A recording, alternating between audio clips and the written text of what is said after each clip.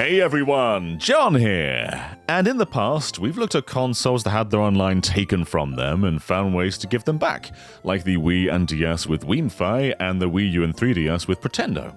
But how about a console that never had online? Is it possible to finally give it that? Like the Game Boy Advance. When you want to play this with someone else, you have to physically link to them in the same proximity. But what if we eliminated that? What if we found a way to give the Game Boy Advance full online multiplayer? Is that even possible? Well, as it turns out, this is the premise of the video, yeah, it is possible. This right here on GitHub is the Pokémon Emerald net demo. It's currently in version 0.1.1 and was created entirely by Kitty Pbox. And special thanks to MelonSpeedruns for bringing this to our attention and assisting. The demo aims to bring netplay to Pokémon Emerald and is fully functional. This project has mostly been tested on Dolphin. Use on real hardware at your own risk. Don't worry, I didn't blow up. You can download all the files right here on GitHub, and what you get is a Pokémon Emerald patch, Celio server, and an application for the homebrew channel on Wii. The Pokémon Emerald ROM itself needs to be modified to allow for all this. So if you want to use this on real hardware like me, first dump your ROM in the save file using hardware like this, and then get a flash card to run the modified ROM. To mod it, simply go to this link in the description, grab your ROM, select the patch, the XDelta file right here, and then that is it, your ROM is totally modified. This can go right on the flash card and run on a real Game Boy Advance. So how do we actually go online? Well, the gist of all this is, the Game Boy Advance connects to a Wii via the GameCube to Game Boy Advance connector cable, and then it just kind of feeds off the Wii's internet as it passes through to the Game Boy Advance and puts us online. Now, one player must be hosting the server, but don't worry, this is really easy to do. You need to first install Node.js Server. There's a link to this in the description. Open up ports 9000 and 8081 on your network. If you don't want to deal with port forwarding, this will still work as a local network, but it won't work fully online. So forward those ports.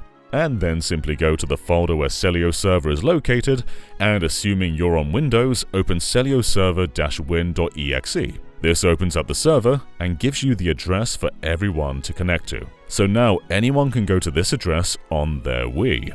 So get your homebrewed Wii's SD card and go to the apps folder. Make a folder called Pokécom, or whatever you want to call it, that doesn't matter too much, and place Pokécom-channel.dol inside. And be sure to rename it boot.dol so the Wii can recognize it.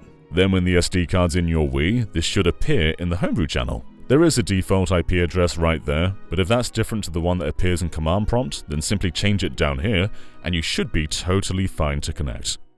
Up to 4 Game Boy Advance systems can connect in a single Wii, but far more players can fill the server from anywhere in the world on different Wiis. And this of course also works with the GameCube's Game Boy player, which we're using right here for direct capture. Looks a bit silly, but it works. Once the server is set, your Wii's connected, and your Pokémon ROM is modified, simply plug in your Game Boy Advance to the Wii using the GameCube to Game Boy Advance connector cable. Make sure the Pokécom channel is active, boot up the Pokémon Emerald ROM, and your Wii should recognize that something is connected. Now you could just make your way to Lilla Cove City, that is the destination, but first, I want to show you something cool. Let's make our way to the second town, where we're going to see our dad. What's Daddy doing here? He tells us there's something to check out in Lilla Cove and he wants to go on a daddy-son trip. So let's make our way over there. Now once we're finally in Lilla Cove, there is something brand new to the east. Follow me! This is a completely original building, the Lilla Cove Network Center. Kitty Pbox has done an incredible job making this fit contextually in the world, featuring NPCs with extremely Pokémon-feeling dialogue. I traded my Kadabra to a cute girl I met online. Her phone must be broken because she's not returning my calls. Now, what you want to do is connect to the terminal sitting on the front desk. If everything is set up right, the server's active, your Wii's connected to the right address, and your GBA is plugged in, you should be golden. Your Game Boy Advance is online. Now make your way into the room. This is what the demo is occupying right now. And in the server host's web browser, if you type in localhost, 8081, you'll get this web page right here with full control over this room. There's 4 NPCs in this room. One's for online trading, one's an online market, one gives you server-generated eggs, and the last one is a server trainer. So let's run through those backwards. To kind of replicate the Pokémon e-reader card experience, this trainer is completely customizable with 3 different Pokémon. You can change what the Pokémon is, what level they are, what their nickname is, what moves they have, what item they're holding, and anyone connected to the server can try and take them down. This is the closest we have to online battling so far, but remember this is version 0.1.1. We can generate eggs the same way too. The host can decide what Pokemon's gonna be in the gift egg, and if they want to, they can also give it a special move. I chose Ho-Oh and gave it Splash. When it hatched, I called it JoJo. The online market lets you choose any 6 items in the game that you like, and amusingly, items like the Master Ball have no value because they're never meant to be sold, so infinite Master Balls for all! And the part we're really waiting for, online trading. I recruited Brandon to join me for this, and interestingly, he didn't use a real GBA. Brandon connected through Dolphin, which connects in almost the exact same way a Wii does. But first, a little bit of configuration. We need to tell Dolphin there's a GBA connected. So go to Options, Controller Settings, and then GBA integrated in slot 1. Also check out Options, Configuration, GameCube, and make sure Run GBA Core in dedicated threads is ticked. And also make sure you've got the GBA BIOS. It might say you do already, even if you don't, so double check you actually have it. And then, just like a real Wii, open the Pokécom homebrew app, make sure you're connected to the right address, and there should also be a GBA window right down here. Right-click and open the Pokémon Emerald ROM, and you're in. This should work just like real hardware. So we can do cross-play between a real GBA and a PC in real time, and that is so rad. Rad as flip even. Now that we're both in the server, simply talk to the woman at the same time, choose your Pokémon, and trade. This connects 2 random people in the server together, but considering there's only 2 of us in the server right now, we're gonna connect to each other. Anyway, here is an online trade.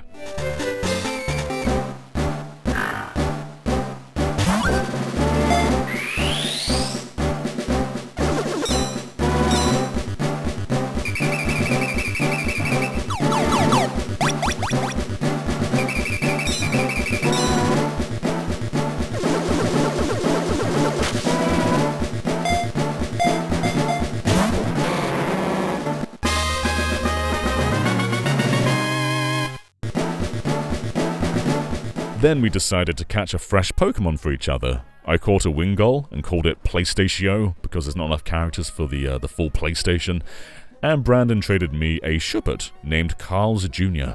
So, all this functionality works perfectly. It's a little bit limited right now with the main form of communication being trading, but it allows you to keep Pokemon Emerald's social side alive, and considering local trading is quite hard to do with GBA Gen 3 games, it lets you complete the Pokédex too. You can trade Pokemon that only evolve by trading, like Kadabra. All this while being fully compatible with real Pokemon Emerald save files. Kitty P-Box has done such an awesome job. But I was curious, can the Pokemon caught and traded through this service be part of the permanent Pokemon family? Can we get them into Pokemon Scarlet and Violet? Let's take our egg-hatched Ho-Oh and Carl's Jr. over here and bring them forward to the future. So we started this with the Flash Cart, but I'm going to bring this to a real cartridge, being Pokemon Ruby in this example. Using Pokemon Ruby, I'm going to migrate to the Nintendo DS with Pokemon Pearl, and then we're going to migrate to Pokemon Black using Download Play with 2 DS systems, and then migrate to 3DS using the Poké-Transporter with Pokemon Black in the 3DS, and then migrate to Bank by switching the application, and then migrate to Home, going from 3DS to Switch via the internet, and finally, Home to Violet. And we ran into one hurdle. Poké-Transporter did not like JoJo the Ho-Oh.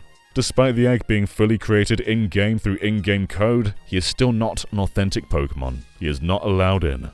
I'm sorry, JoJo. But Carl's Jr. is allowed. Check him out in Pokemon Home. And now we can bring him to Pokemon Violet. It even says his original trainer was Brandon, despite the whole trading sequence happening on a modified version of the game, online, on a Game Boy Advance. I can only hope the service expands to get even bigger in time, but right now, it's so cool. Game Boy Advance can be given online functionality and trade Pokemon even with a PC. This is the dictionary definition of rad as flip. I just find this so ridiculously cool. The Game Boy Advance is now an online system, at least in Pokémon Emerald, and the possibilities for the future are endless. Of course, we have Game Boy Advance Nintendo Switch Online, which allows us to play games like Mario Bros. Online, but we're so restricted in what exactly we can play with that service, and we never know when Pokemon's ever going to appear. So for now, this is the best thing. And it allows things that weren't even possible in the main game, like those custom battles and custom eggs and the custom market. So keep doing what you're doing, Kitty P-Box, because this is just so awesome. Now, thank you for watching all the way until the end, and because you did, it is hot take time. My hot take today is the Wii's online functionality was actually good. Like, it got dunked on so much back in the day, and maybe that was warranted on some games like Super Smash Bros. Brawl, where the netcode could be very slow, especially when connecting with people on poor Wi-Fi, which was quite common back in 2008. But everything else it did was actually quite ahead of its time. Like, Wii Connect 24 was ahead of its time. The Wii Shop channel was ahead of its time. You could gift games to your friends via the Wii Shop channel, which you can't do on any modern platform apart from Xbox and Steam. PlayStation and Switch don't let you do that. The Wii U didn't let you do that. The 3DS didn't let you do that. But the Wii, of all consoles, did. And yeah, while some games definitely didn't run great, many of them did. Like Tatsunoko vs. Capcom was a great time online. Mario Kart Wii was a great time online, outside of the many hackers out there. But I just find that there's so many cool things that were integrated via online. Like, we've looked at the Wii Forecast channel in the past, and how that would find its way into actual games. And so much more. Like, just turning your Wii on and being greeted with, like, real-world news. Like, that was crazy. And, like, looking at it now, it's very depressing stuff. It probably always was depressing stuff. But the fact that it was possible in the first place is nuts. And you can message your friends via the Wii, which you can't do on the Switch. And yeah, every game had its own friend code. There were downsides. But fast-forwarding to today, we are using the Wii to give another console online. And I just think that's ridiculously, outrageously cool. So yeah, Wii's Online, given a bad rap, I think it's awesome in many ways. Anyway, thank you for watching, and I will catch you next time. Bye, everyone.